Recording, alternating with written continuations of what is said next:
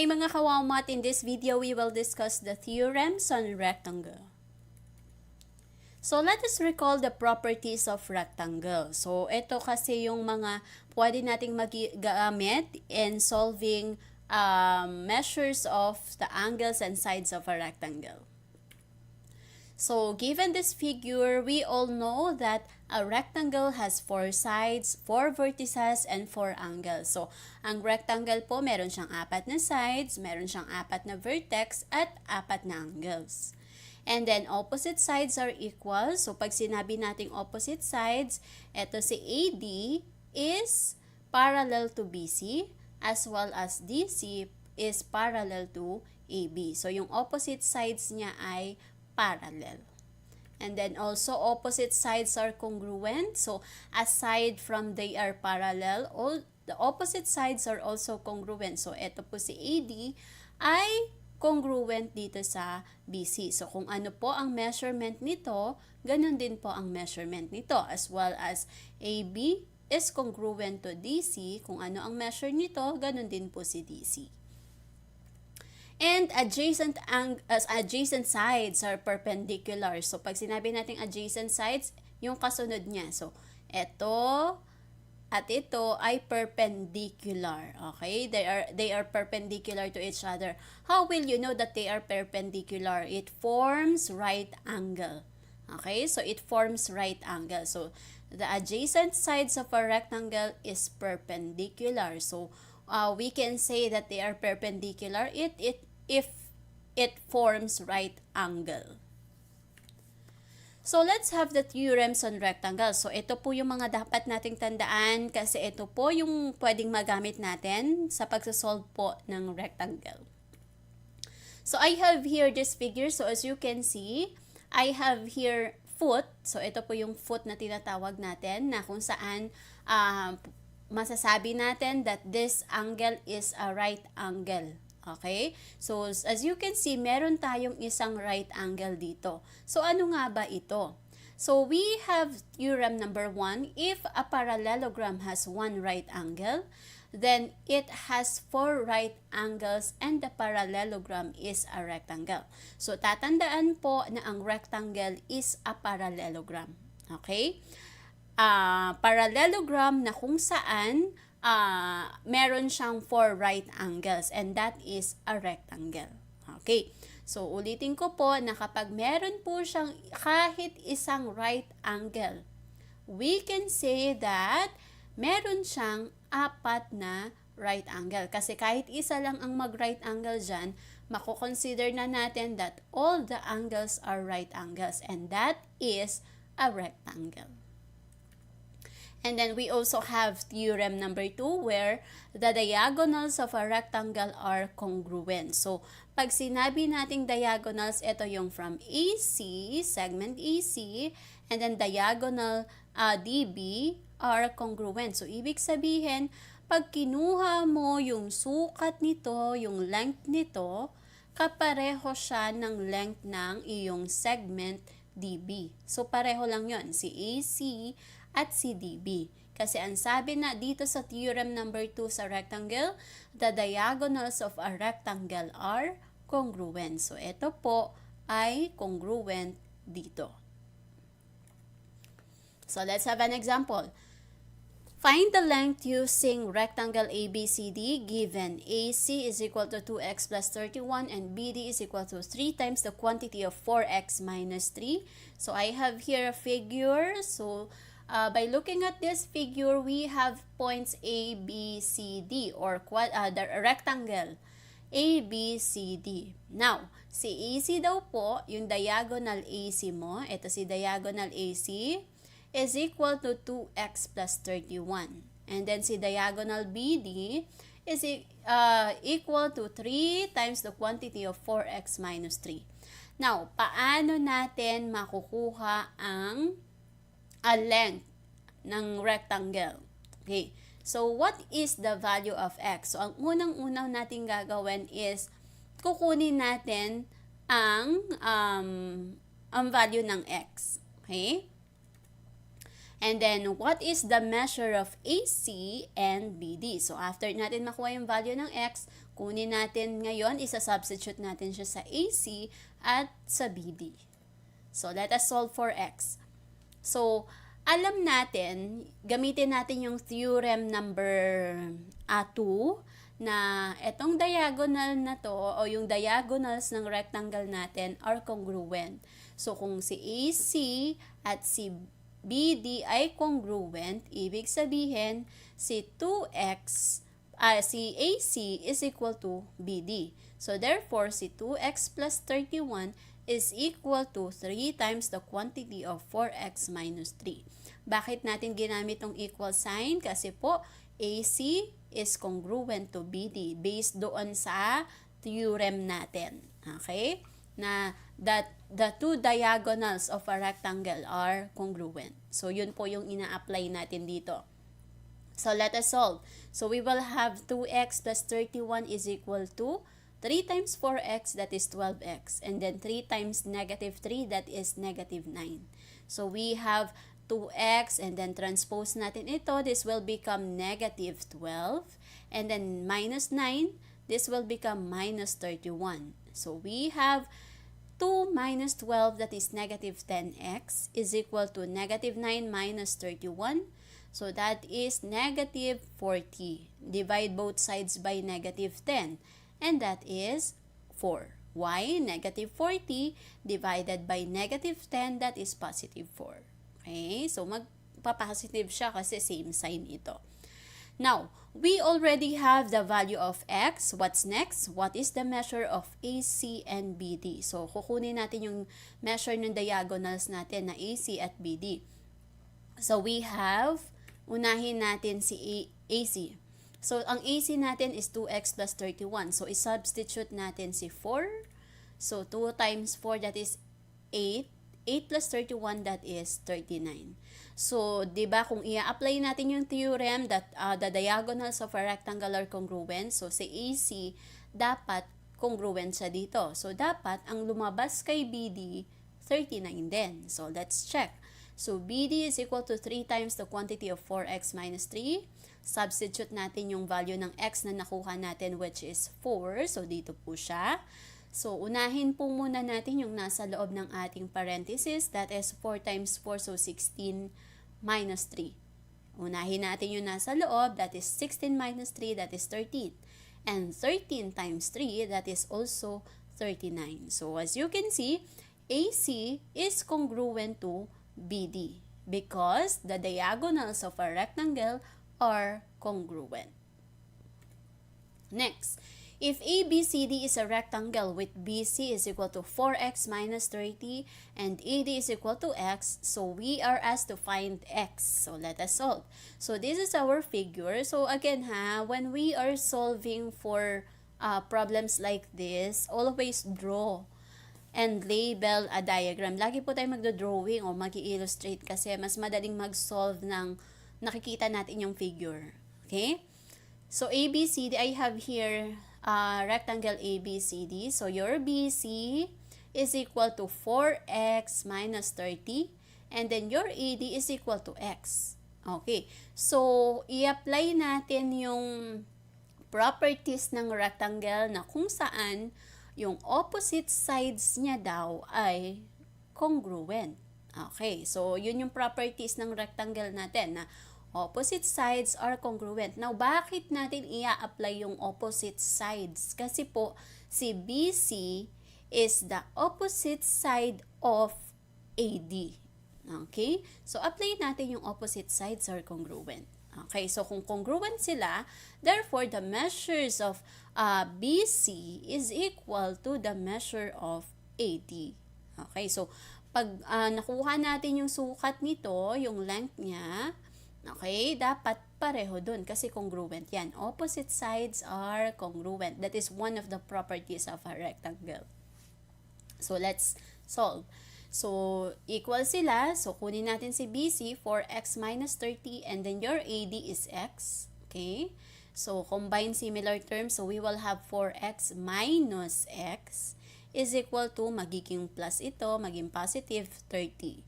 So 4 minus 1. The coefficient here is 1. So that is 3x is equal to 30. Divide both sides by 3. Divide mo siya both sides by 3. So 30 divide 3, that is x is equal to 10.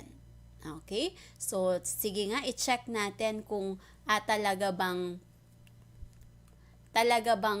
ano sila, congruent. Okay? So substitute natin si x dito sa BC.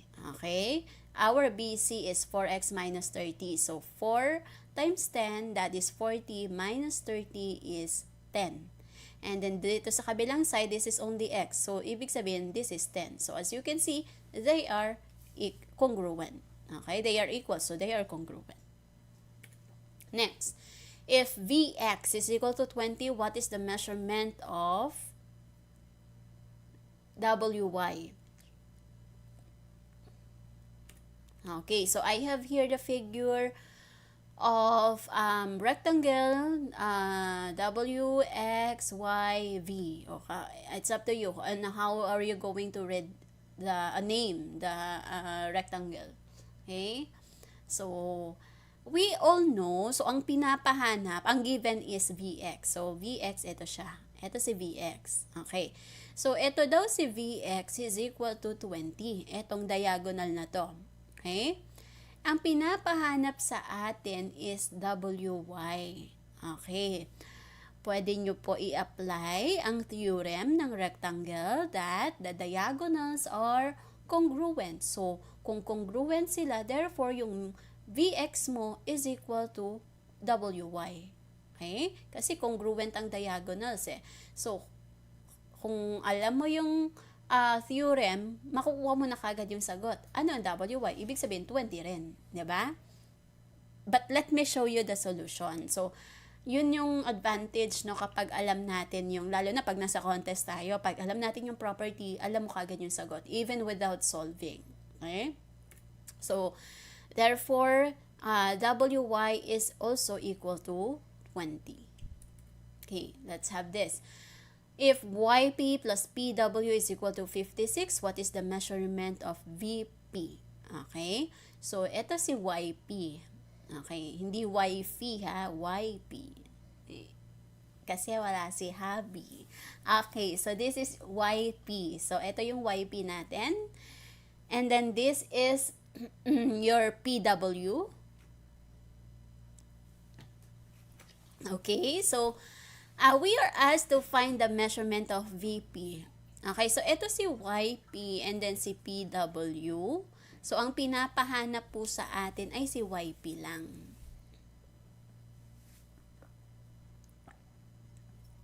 Okay, so itong kahabaan na to, itong length na to is equal to 56. Okay? Now, ang pinapahanap sa atin ay si Vp. Ito lang po. Okay, kung babalikan natin yung theorem ng rectangle, di ba, the diagonals are congruent. So, pwede nating sabihin that Vx, ito si Vx, okay, ito si Vx is congruent to Yw. Okay, kasi ang hinahanap natin Vp, ang given ay ito. Ito ang given. Ito daw ay 56. Okay?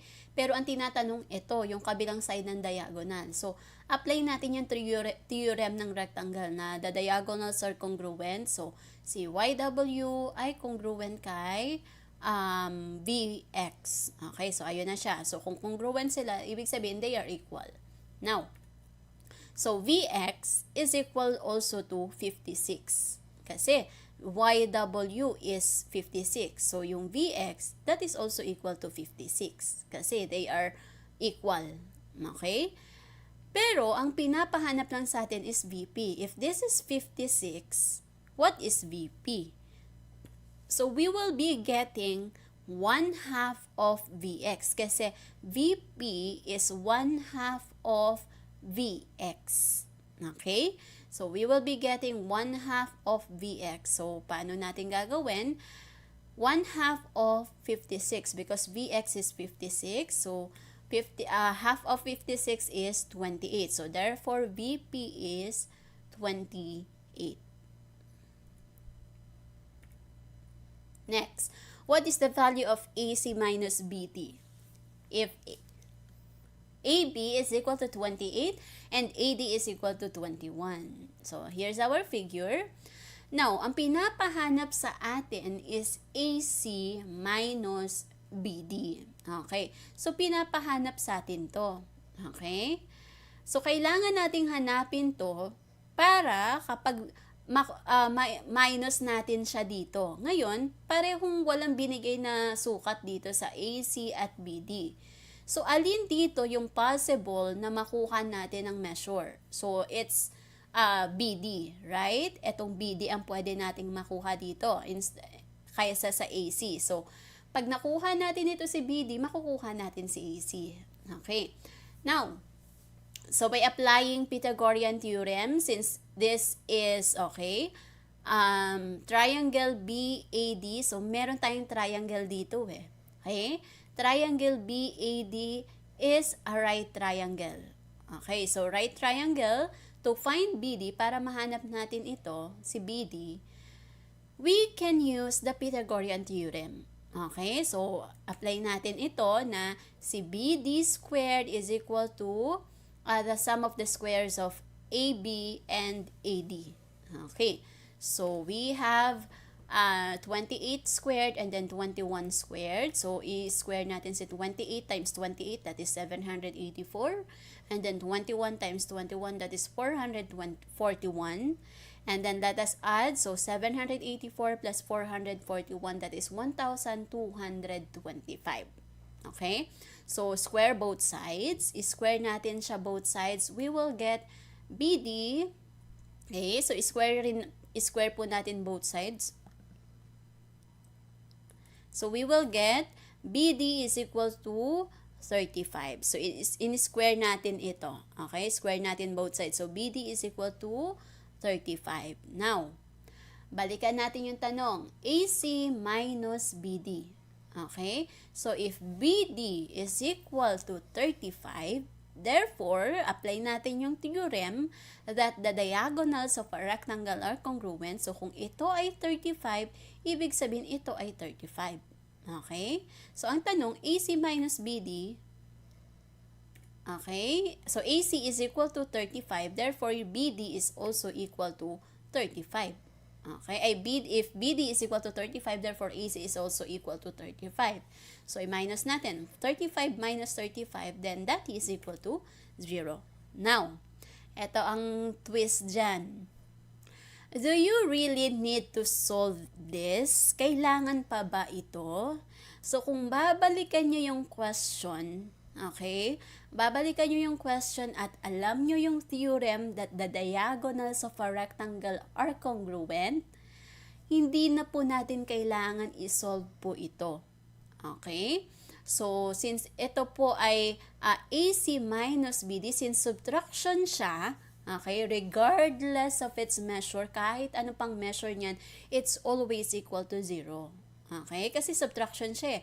We all know that the diagonals of a rectangle are congruent. Lagi yan pareho. So, kahit ano pang measure niya, kahit pa 100 ito, ibig sabihin 100 din to, lagi yan magzi-0. Okay? So, kahit hindi mo na siya isolve. Okay?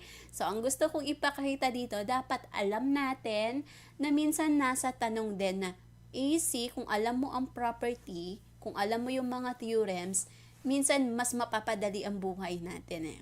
Okay? Hindi natin kailangan mag-solve ng napakahaba. Okay? But it is different, okay? Magkaiba po siya kapag plus ito. So, kapag plus ito, you really need to solve for the diagonals. Kasi, kailangan mong malaman yung measure nito dahil ita times 2 mo siya, i-add mo siya dun sa isa pang diagonal if it's addition. But since it's subtraction, kahit ano pang sukat niyan, it's always 0. Okay, let's have what is the value of AC and BD if AC is equal to 25. Okay, so we have here AC, this is your AC, AC and BD. So, ito ang pinapakuha sa atin. Okay? Now, your EC daw is equal to 25. Ang pinapahanap ay AC. Pag nakuha mo itong AC, makukuha mo na si BD. So, ito lang ang given natin, EC. Okay, now, EC is 1/2 of AC nung kabuuan. So, ito ang ating formula dyan. So, EC is equal to 1/2 of AC. Kalahati siya nung AC. So, isolve natin.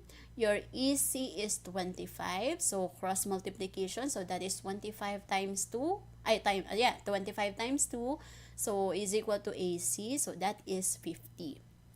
So, your AC is 50. Okay? Pero kung mabilisan ito, kung nasa contest ka, kung if this is 25, alam mo kagad that the diagonal is 50. Okay? Kasi ano yan, alam natin na the diagonals of a rectangle are congruent. Okay? So therefore this is 50. So kung ito ay 50, ang AC mo ay 50, ibig sabihin si BD 50 rin. Okay? Ayan. Next, if AC is equal to 5x and BD is equal to 9x minus 80, what is the value of AE? So, dito naman, si AC is equal to 5x. And then si BD is equal to 9x minus 80. So, anong relationship nitong dalawa? Si AC at si BD. They are congruent. So, kung congruent sila, they are equal. Si BD equal kay AC. So, i-equal natin yung dalawang measures nila. So, 9x minus 80 is equal to 5x. Okay? So, let us solve. 9x minus 5x is equal to magiging positive 80. So, that is 4x is equal to 80. Divide both sides by 4. So, 80 divide 4, that is 20. So, our x is equal to 20. Now, ang tinatanong, balikan mo yung question, what is the value of AE? Okay. So, bago makuha si AE, since ito yung AE mo, so, kailangan makuha mo muna itong diagonal AC mo. Kasi pag nakuha mo itong diagonal AC, kukunin mo lang yung kalahati para makuha mo si AE. So, dun tayo sa AC. Kailangan nating makuha yung measurement ni AC. So, balikan natin, ang AC mo is 5x. Okay? So, substitute natin yung value ni x. So, that is 20. So, 5 times 20, that is 100. So, yung AC mo is 100. Now, ang tanong, bakit hindi na natin kailangan i-substitute si x, which is 20, kay BD? Kasi, hindi naman yun ang hinahanap. Ang hinahanap dito ay AE. Ang AE ay na kay AC. So, yung AC ang kailangan nating mahanap, and that is 100. So, pag nakuha mo na si AC na 100, kunin mo yung half. Kasi AE is half. Okay? AE is half, kalahati siya ng AC. So, let us solve. Your AE is equal to 1/2. Yung AC na sinolve natin, that is 100. And 1/2 of 100 is equal to 50. So, therefore, your AE, what is the value of AE? That is 50. Thank you for watching this video. I hope you learned something. Don't forget to like, subscribe, and hit the notification bell para updated kayo for more video tutorials. This is your guide in learning your math lessons, your Walmart channel.